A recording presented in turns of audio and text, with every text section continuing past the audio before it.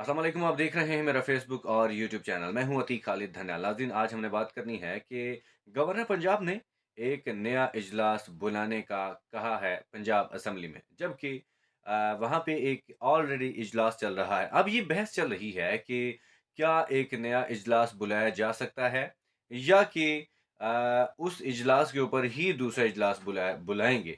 अब कल इजलास बुलाने के लिए कहा गया है कि जो वज़ीर आला पंजाब हैं वो एतमाद का वोट लें, क्योंकि जो उन्होंने एक समरी भेजी है, जो गवर्नर की जानिब से कहा यह गया है कि जो जब कुछ दिन पहले यानी कि जो 17 तारीख को इमरान खान साहब ने परवेज़ इलाही साहब और वज़ीर आला केपी के साथ बैठ के एक प्रेस कॉन्फ्रेंस की, जिसमें उन्होंने 23 तारीख को असम्बलियाँ तहलील करने के हवाले से बात की थी। उस दौरान ही, जैसे कि पिछली वीडियो में मैंने आपको बताया था कि इमरान खान साहब ने बाजवा साहब को टारगेट किया था, तो उस हवाले से जो चौधरी परवेज़ इलाही हैं, उन्होंने कहा था कि मुझे अच्छा नहीं लगा कि आपने बाजवा साहब के हवाले से कुछ बातें की हैं, क्योंकि उसके बाद उन्होंने कहा था कि अगर उनके खिलाफ अब कोई बोलेगा तो सबसे पहले मैं बोलूँगा। तो ये बयान और उसके अलावा जो समरी की बात कर रहा हूँ, कि समरी में ये लिखा गया था, जो गवर्नर की जानिब से ये कहा गया है कि जो परवेज़ इलाही हैं, उन्होंने ये बात कही है इमरान खान साहब के खिलाफ, क्योंकि इमरान खान साहब बोले हैं, तो इस हवाले से परवेज़ इलाही ने भी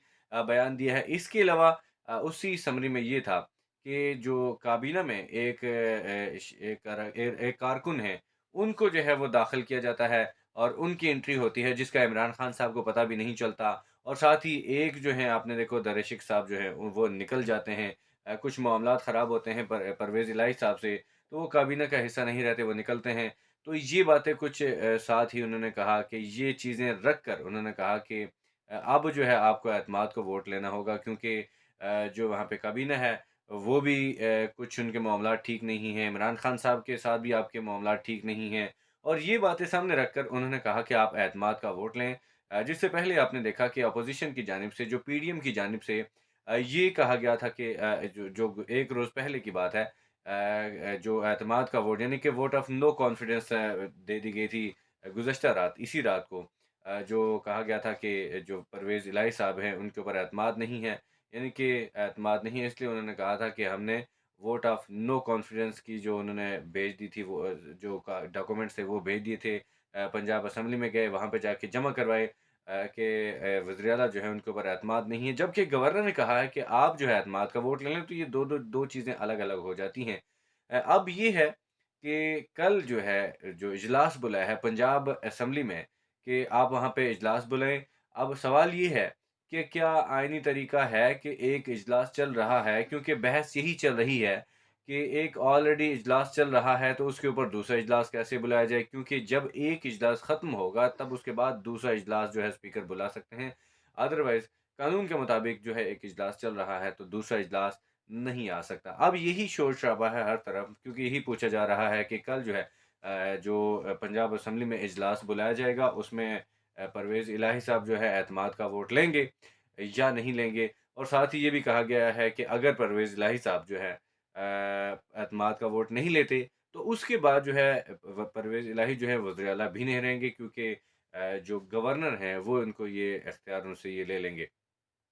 अब ये बातें काफ़ी जो है डिस्कस हो रही हैं कि एक सवाल ये हो रहा है कि क्या जो है जे ये आईनी तरीका है कि जो इजलास बुलाया जाए, और दूसरा ये है कि अगर वो साथ ही, क्योंकि आईनी तरीका तो है नहीं, क्योंकि जो इजलास चल रहा है तो उसको ख़त्म होने के बाद ही दूसरा इजलास बुलाया जा सकता है। वो भी स्पीकर जो है वो कहेंगे तो मतलब इजलास बुलाया जा सकता है। अब ये भी कहा जा रहा है कि गवर्नर ने कहा है कि गवर्नर उनको कह सकते हैं कि अगर आप एतमाद का वोट नहीं लेते, तो उसके बाद आप जो वज़ीर आला नहीं रहते। तो वो ये बात तो है, ये मतलब आईनी तरीका तो है कि अगर वज़ीर आला जो है एतमाद का वोट नहीं लेता, तो उसके बाद वो नो मोर गवर्नर यानी कि नो मोर सीएम, वो सीएम नहीं रहते। तो अब जो है, ये इस बात को ज़हन में रख के या इस बात को छोड़ के अगली बात के ऊपर चले गए हैं कि एक इजलास वहाँ पे ऑलरेडी चल रहा है। आईनी तरीका ये है कि सबसे पहले वो इजलास खत्म होगा, फिर उसके बाद दूसरा इजलास होगा। आज राना सनाउल्लाह साहब भी शोर मचा रहे थे कि अगर जो है कल 4 बजे इजलास ना बुलाया गया, क्योंकि गवर्नर ने कहा कि कल 4 बजे इजलास बुलाएँ, तो उन्होंने कहा कि अगर जो राना सनाउल्लाह साहब कहते हैं कि अगर जो है कल 4 बजे इजलास नहीं बुलाया जाता तो सीएम साहब जो है उनके रूम उनको जो ऑफ़िस है उनको जो सील कर दिया जाएगा। तो ये जो है आज की जो बहस है यही बहुत ज़्यादा चल रही है कि क्या जो है कल परवेज़ इलाही साहब एतमाद का वोट लेंगे और ये पहला कदम है क्योंकि एतमाद का वोट लेंगे उनको 186 नंबर पूरे करने हैं। अब 186 नंबर क्या उनके पास पूरे हैं? ज़ाहिर-सी बात है 180 नंबर जो हैं पीटीआई के 180 मेंबर पीटीआई के नंबर हैं और 10 नंबर काफ लीग के हैं, 10 जो सीटें जो हैं काफ लीग की हैं, तो ये 190 बनती है। जबकि जो पीडीएम है, उनमें से एक उनके पास 180 सीटें हैं, 180 नंबर हैं, जिनमें 167 जो है ना 167 जो हैं नून लीग के हैं, बाकी जो है 7 जो हैं तकरीबन जो पीटीआई पीपल्स पार्टी के हैं और 5 आज़ाद हैं और 1 और किसी पार्टी के दूसरी पार्टी के हैं। अब यहाँ पे ये चीज़ें सामने आ रही हैं कि ये 180 नंबर और दूसरे पीपल्स पार्टी की और ये सारे मिला के 180 बनते हैं जबकि पीपल्स नून लीग जो पीटीआई जो है उनको काफ लीग के इन दोनों को मिला के ही 190 बनते हैं। अब ये है कि क्या उनके नंबर पूरे हैं क्योंकि जो गवर्नर हैं उन्होंने कहा कि आप अपने नंबर पूरे करें। पहली कंडीशन ये होती है कि गवर्नर जब कहते हैं तो जिसके खिलाफ जो है अदम एतमाद पेश होती है, एतमाद नहीं होता, उसको नंबर पूरे करने पड़ते हैं। फिर जो दूसरी बात जो है वोट ऑफ नो कॉन्फिडेंस के मतलब अदम एतमाद पेश कर दी गई है जिसकी तरफ से, यानी कि जब नून लीग की तरफ से पेश की गई है तो इन लोगों ने पूरे करने होते हैं। ये बंदे पूरे ये करेंगे अपने 186 नंबर ये पूरे करेंगे। जबकि इनके पास 180 नंबर है। अब कल अगर ये अदम एतमाद हो जाती है, वज़ीर आला पूरे कर लेते हैं नंबर, तो फिर तो वज़ीर आला रहेंगे। अदरवाइज़ जो है क्योंकि जब वोट ऑफ नो कॉन्फिडेंस होता है, तो उसमें 8 से 10 दिन लग जाते हैं। ये प्रोसेस थोड़ा-सा लंबा होता है। जब गवर्नर ने कह दिया, तो फिर उसके बाद वज़ीर आला को, जिसको कहा कि उसको अपने नंबर पूरे करने होते हैं, तो उनके पास तो नंबर पूरे हैं। लेकिन जो पीडीएम की जानिब से वोट ऑफ नो कॉन्फिडेंस का कहा गया है, तो फिर इनको अपने नंबर पूरे करने पड़ेंगे 186। अब 186 कैसे आएँगे? जबकि उससे पहले वज़ीर आला जो बैठे हुए हैं, वो 186 नंबर पूरे करके बैठे हैं, उनके पास 190 नंबर हैं। तो अब 186 नंबर उनके पास ऑलरेडी हैं। क्या ये जोड़-तोड़ होगा? क्योंकि यही कहा जा रहा है कि पंजाब में जब ज़रदारी साहब बैठे हैं, तो वो ज़रदारी साहब यही जो है हॉर्स ट्रेडिंग करे जा रहे हैं। हो सकता है कि वो बंदे तोड़ दें। कोई बंदे किसी को पैसे दे के वो उनको कह दें कि आप ना आएँ, कुछ मामलात ख़राब कर सकते हैं। ज़रदारी साहब आपको बताया कि जोड़-तोड़ के बड़े माहिर हैं। वो इन चीज़ों के ऊपर बड़ा फ़ोकस्ड होते हैं कि जब भी किसी की जोड़-तोड़ करनी हो, तो जोड़ तो नहीं कह सकते, तोड़ करना हो तो वो ज़रदारी साहब सबसे आगे होते हैं और वो इस मामलात में आगे-आगे उनको रखा जाता है, तो पंजाब के मामलात में भी वो आगे हैं।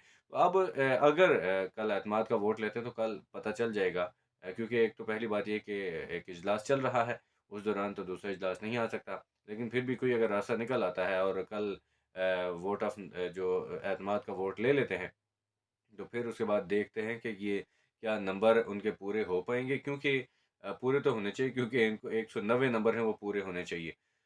और उसके बाद जो है क्योंकि 23 तारीख को ये तब ये मामला पेश आया जब ये इमरान खान साहब ने ऐलान किया है कि हमने उससे पहले ये लोग कहते थे कि तोड़ें असेंबलियाँ हमने इलेक्शन करवा देने हैं। लेकिन इमरान खान साहब का ऐलान हुआ जैसे ही कि हमने असेंबलियाँ तोड़नी है तो उसके बाद उन्होंने अदम एतमाद पेश कर दी। अब उसके बाद इलेक्शन से भागना इसी इसी को कहा जाता है कि अदम एतमाद क्योंकि इलेक्शन से डरते हैं। अभी बलदियाती इलेक्शन है, उससे भी राह फ़रार इख्तियार करने की कोशिश की गई। लेकिन अब जो है, क्या ये इन इंतख़ाबात से बच पाएँगे? क्योंकि एक सर्वे आया है, उसमें ये कहा गया है कि जो इदारे हैं सरकारी इदारे हैं, कुछ कंपनीज़ हैं, उनसे ये सर्वे करवाया गया, तो उस वक़्त इस सर्वे में ये आया है कि अगर इस वक़्त इलेक्शन होते हैं, तो पीडीएम जो है, बहुत बुरे तरीके से शिकस्त खाएगी। नाज़रीन, अभी के लिए इतना ही। जैसे कोई ताज़ा तरीन सूरत-ए-हाल आती है, आपके सामने रखेंगे। इजाज़त